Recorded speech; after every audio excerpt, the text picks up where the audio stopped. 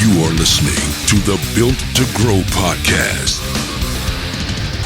All right. Welcome back to the Built to Grow podcast. I'm your host in studio, HQ1, soon to be HQ2. Ooh. A special Whiskey Wednesday podcast for everybody, joined as always by Randy Angston. Good day. Good day. What do we got here? We're drinking a little double oaked by, who's it, Woodford? Woodford Reserve. Thank you, Matt Weaver, for the gift. Very fine gift. We appreciate it. I think he said he sent this before Christmas and just arrived. Yeah, the mail's insane. And the thing that drives me nuts is, all of us with our Amazon obsessions, right? Correct. Your everything you just track. It's just always right there at your fingertips. Right. Well, the post office is not very good at that job. Not so good. So everything gets delivered and like 4 days later it's at your house. Yeah. It's obnoxious. That immediate gratification, man. You're just anxious for days. You're calling neighbors. You're calling the, Did you see anything at my doorstep? Exactly. Anything? It's hilarious too. I don't know if you have the Ring doorbell. I don't, but I'm on that neighborhood app, and, and every other post is somebody stealing their Amazon packages. Oh yeah. They run up and they run off. The Nextdoor app? Yeah. That thing is hilarious. I mean, no, it's not Nextdoor. It's called Neighborhood. Oh, okay. Yeah. Well, Nextdoor is probably the same idea. It's just like a community, board. Yep, same thing. Is it not just a lot of complaining? It's always coyotes and bobcats around here. It's like, there's a pack of coyotes. That's 2:00 in the afternoon every day by my house. There's a pack of coyotes. All right, couple quick announcements for everybody. We do have another CLA workshop. That's our automation workshop. You're not going to want to miss this. I've cleaned up this campaign. It's lights out. Lights out, guys. If you're not familiar with it, go to winninggym.com/workshop. Get signed up there. You can see a product demo somewhere on there, I think, right? winninggym.com/demo is going to take you to a demo. Okay, we'll put the links in this episode in the show notes, but there's a walkthrough on that link for sure. Okay, so check that out, and then we'll see you guys in the workshop. But that's on February 25th, 26th. Correct. All right, towards the end of February, so you got a little bit of time. Don't wait. It is a limited seating opportunity. We're going to do 10 max, because after that it starts to get a little hairy. Yeah, a little hairy. Yeah. So, okay, quick. Episode today. Well, I think this is going to be a little bit longer, to be honest with you. There's a lot to talk about. We've been kind of deep in the lab here, Zach and myself, kind of trying to pick up the pieces. We got kind of hit with a little, and it's happened to everybody. We had a coach leave, clients are canceling, and we're kind of stuck. And we knew, and we're, shame on us for not being prepared. We were just being lazy and not preparing as much as we should. To not let this happen, but we've learned our lesson, and we're going to change things, and that's what this episode's about today. For anybody who's been in that position where you have a coach-client relationship where it's really strong, and and all things considered, that's kind of what you want. You want that coach-client relationship to be strong. Then they leave for whatever reason. They maybe they're not starting their own business or anything. Maybe they're changing careers, and that client just can't see themselves working it out with anybody else, and they end up losing a client. Yeah, they equate their results and their success to that trainer, the person who's delivering the service, not the service itself. And we all know change ruffles feathers, regardless if it's a better change or a worse change or any change at all. It throws people off. They're human nature. You like routine. You like knowing that Starbucks barista is going to be there, and you got that they know what you want. Yep. And like this routines that we're in, and I'm that way, right? If I don't lift in the morning, it's a different day than if I do, and same goes with you. So it's change, even if it's for the better. It throws a wrench. So there's potential for loss, and so in this episode, I want to talk about all the things we're doing to change that from ever happening again. There you go. Because it's happened multiple times. I know it's happened to you listening to this episode. You had a coach leave and a bunch of clients left. And maybe the coach didn't steal the clients, but the clients themselves canceled because, again, the change is too much. So, and then we've also had people leave, taking clients with them. Sure. Or opening up another. Like I know Jerry and Casey in the Palm Springs Valley, I think it's Indio Valley in California, they've had all the gyms and competition around them were all past coaches of theirs. So they lose a coach, they go open a gym. That they lose another coach, they go open a gym. So it's like this constant thing. And the unfortunate thing is that's kind of the path of travel for gym owners is they start in a gym. A lot of them, sure. Yeah. Yeah. So here's the grandiose scheme of this whole thing is what you offer as a gym, as a fitness facility needs to be more than the workout. That's the underlying thing. Underline that. It needs to be more than the workout. It needs to be the program. And within the program, fitness is an aspect of the program. And with that, the association of where that's coming from has to be, like we've talked about in the past, the business has to control. And the business did control in our circumstance. And I think it happens a lot, but the I think clients don't know that. Exactly. You have to attribute it. You have to assign it somewhere, right? So what we teach in our coaching program is that the actual workouts, the programming should come from the gym.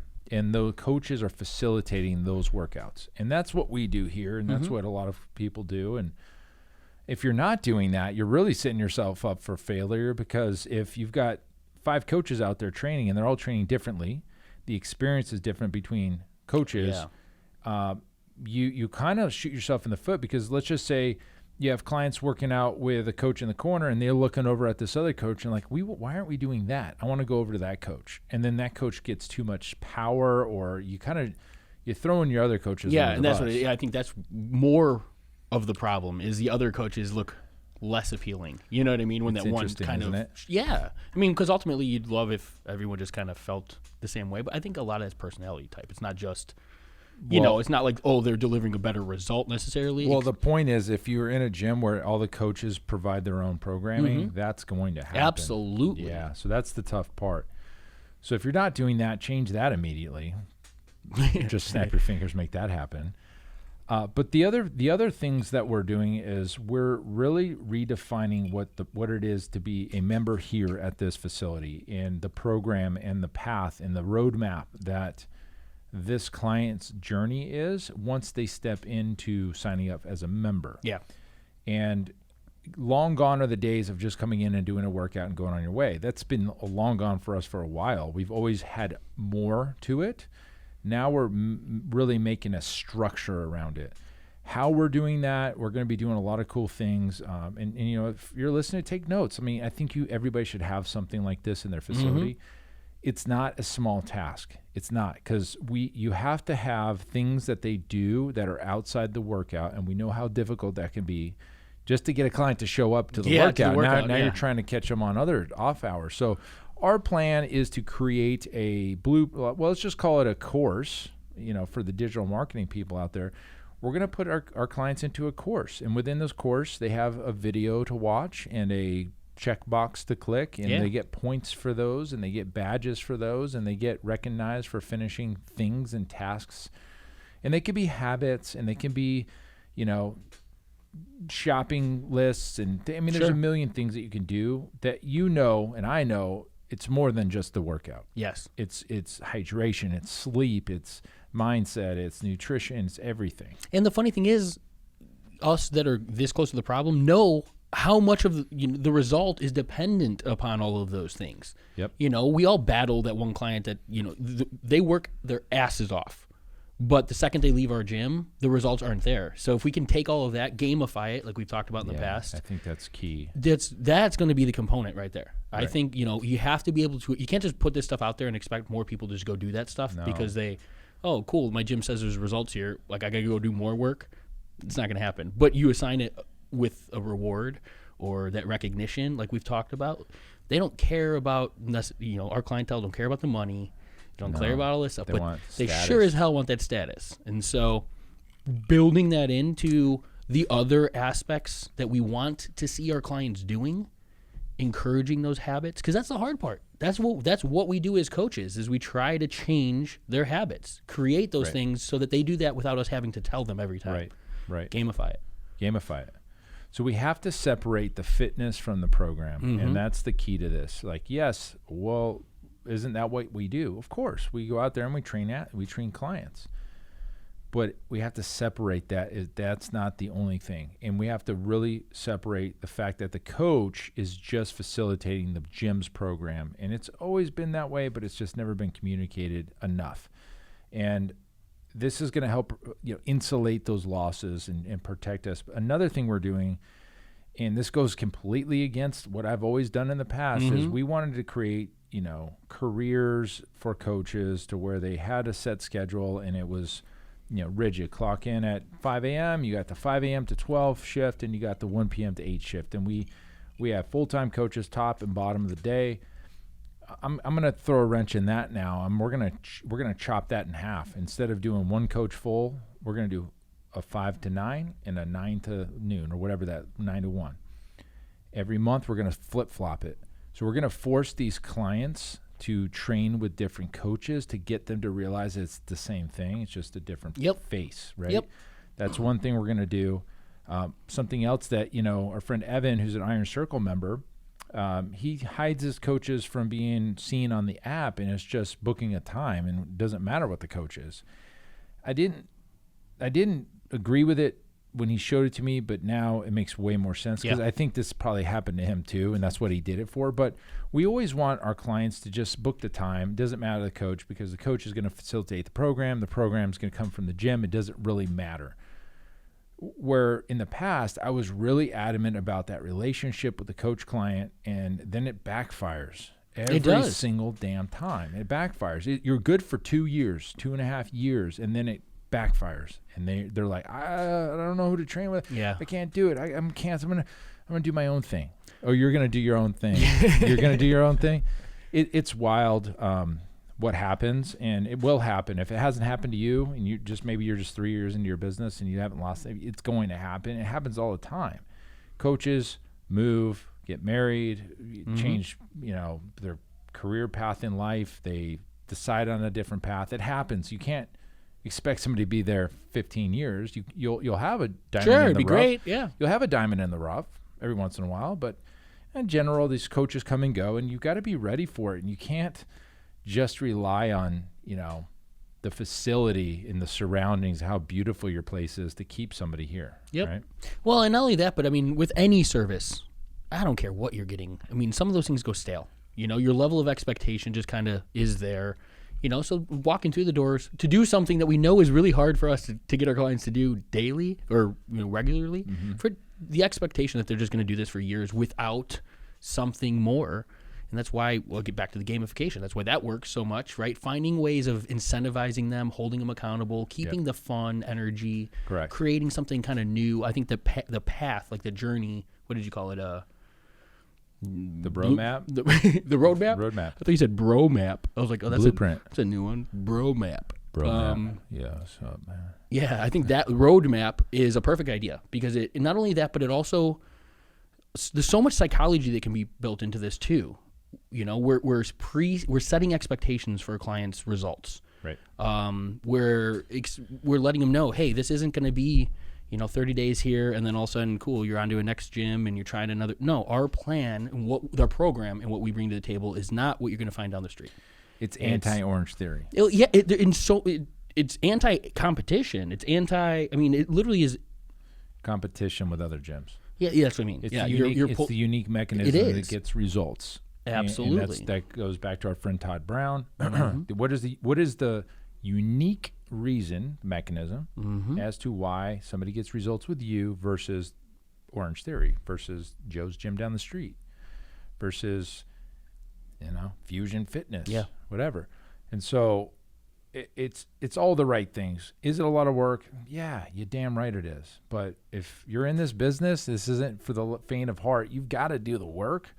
So the point of this episode is to help gym owners understand that you need to be more than a workout. You got to be more than a workout. And that can mean your program, that can mean your environment, it can mean the culture, but it definitely can't be the one coach training the one client, and when that coach is removed from the equation, everything falls apart. Absolutely. And guys, if that is your gym, understand this is like your lifeline. Because opportunity. This is absolutely. I mean, this is a saving grace type of situation. It's not easy, like Tim said, but right now, everybody around you is going through things like this. I mean, we talk all of the time about the changes just in the deliverable, right? Like you said, we're not just workouts It's not just program design, cool, here, execute this, you're out the door, and that's what keeps people through your doors. No, you have to talk, we now have to bring in the conversation around mindset. Nutrition that's been, next to everything for years, right? Recovery, sleep, water, all of these things that we talk about, but now it's a must. If you don't address all of this in your program, you're just like everybody else. And that's profound. That's probably the exactly we've talked about in the past: fitness, nutrition, and accountability.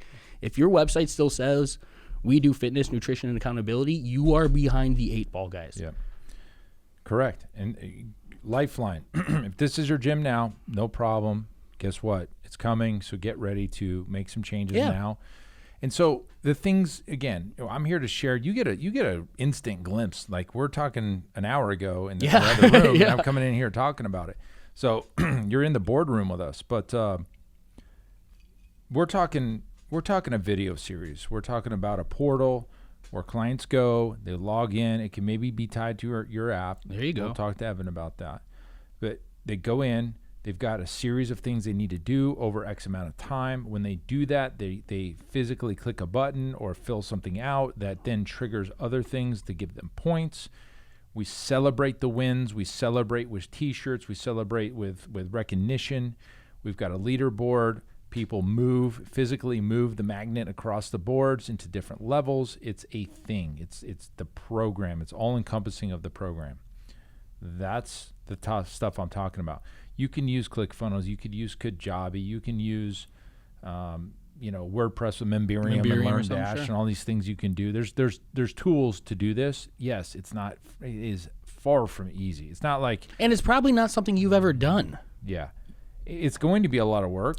For us, but we're doing this because we know we need to be different. We're building this because we know our new gym is coming, and we're changing things, and we're going to start over and create the perfect scenario. Everything we've learned in 12 years is going into this new facility, and it's going to happen over there. That's a good conversation. And on the way over to record this, I had a coaching call with one of our clients, and we had talked about a situation he's going through.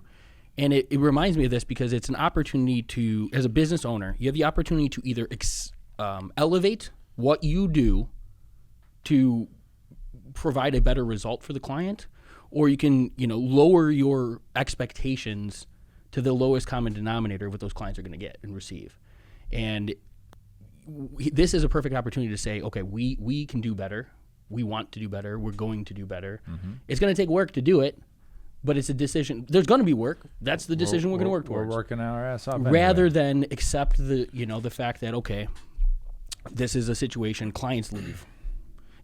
Perfect. I'll articulate what his situation was. It was people getting onto the InBody, and his belief was, well, we're going to lose a certain percentage of them because their results, and they won't like this. And I said, well, let's not go into that believing that. I said, a realist would say, absolutely, somebody's going to fall off because they don't like their results. I said, but then what can we do to control that situation? So let's have a conversation with each of those people before they step on and get those results. Let's set the expectation, but then also let's minimize, or let's kind of like minimize the pain for those that do experience that. Let's let everybody know before they step, on the scale that regardless of what we find out here, this is just going to let us know what we need to do next. I'll give you a great example. Our contractor's we're bidding this project, right? We've got I don't know if you guys have been following stuff I've been posting. We're building a freaking badass commercial development. I'm pumped for it. The contractor came in before he shared the price. He gave me all He gave me all the thing. Hey man, do we really? Just an FYI, this elevator you got in here is $65,000. Like, if you don't need it, like, there's money to be saved. There's things we can do before you get shell shocked by this giant multi-million-dollar number I've got on this piece of paper about to show you. But he's talking about all these things, so I was like, oh, so you already let me down easy. I see what's going on here. And I told him, this is completely off topic, but I was like, I know the number you're going to show me isn't the number. Let's be honest. Let's meet here. And we already know this isn't the number, right? And everybody started laughing. I go, okay, go ahead and show me the numbers. Right? But that's the same thing. Like, let's set the expectations up front. And I think all of the things that you like, for instance, this client with, these people leaving because they're getting on the in-body and maybe he has resistance to getting them on the in-body because he's worried about them leaving. You know, all of that can be solved with communication ahead of time. So I think everything can be solved with communication, because a lot of times the expectations are too high, and maybe you didn't set the right expectation at the closing table when you're closing a deal. So there's all these things you can do to kind of minimize that.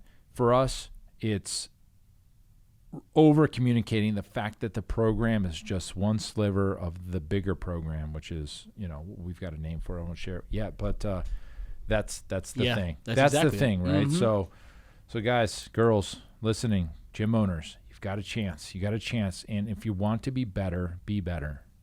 You've got the chance to build something great. This is, if you're a gym owner, this isn't something you're doing as a hobby. This is what you do, right? So go all in, press the pedal to the metal.